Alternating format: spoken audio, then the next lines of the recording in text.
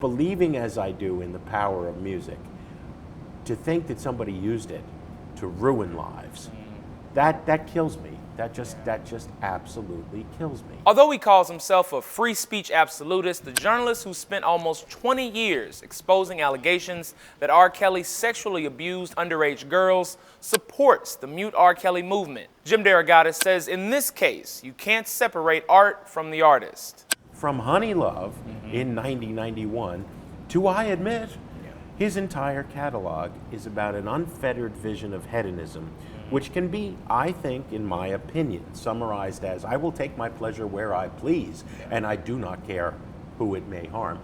All right, it's in the art, okay? If it is in the art, I think we cannot ignore it. Even as Kelly was indicted on child pornography charges and the infamous sex tape became a pop culture punchline in 2002, his popularity didn't suffer. If anything, he became more rich and famous.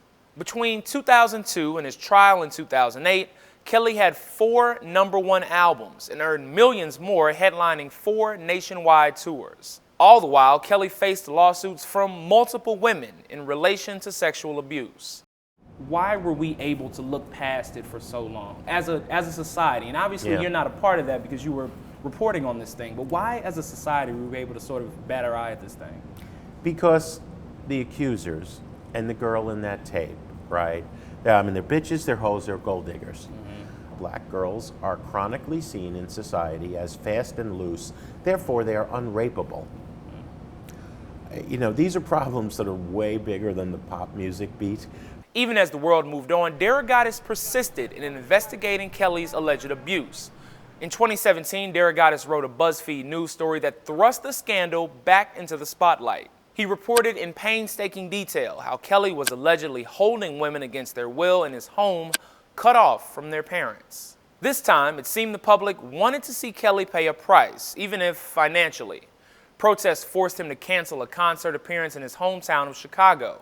Radio stations, Spotify, Apple, and Pandora chose to stop promoting his music. From long before our first story in December 2000, there were black activists, mostly women, complaining about Kelly.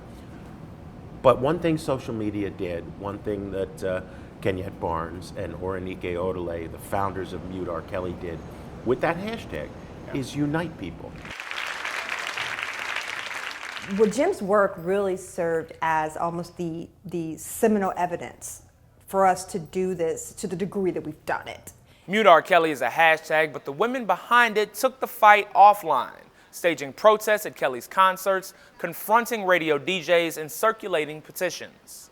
Well, I mean, I think we have a lot of things that are coming together all at once. So you have social media and the power that it has to really spread information. You've got Time's Up, you've got Me Too, you have women all over coming forward with their stories of sexual harassment, sexual abuse, sexual violence. And so we were kind of able to harness all of that. And while they don't take full credit, their efforts seem to be working. Kelly's music has been banned by R&B stations in New York, LA, Dallas, Atlanta, and other major cities.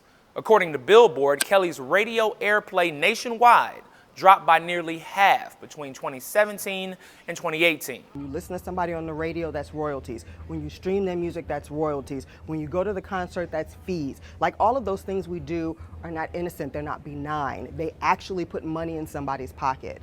And we don't want to be putting money in somebody's pocket who's going to turn around and use that money and abuse our daughters. So it's not a free speech issue, this is an accountability issue. R. Kelly has been in the crosshairs of the law before, many times before.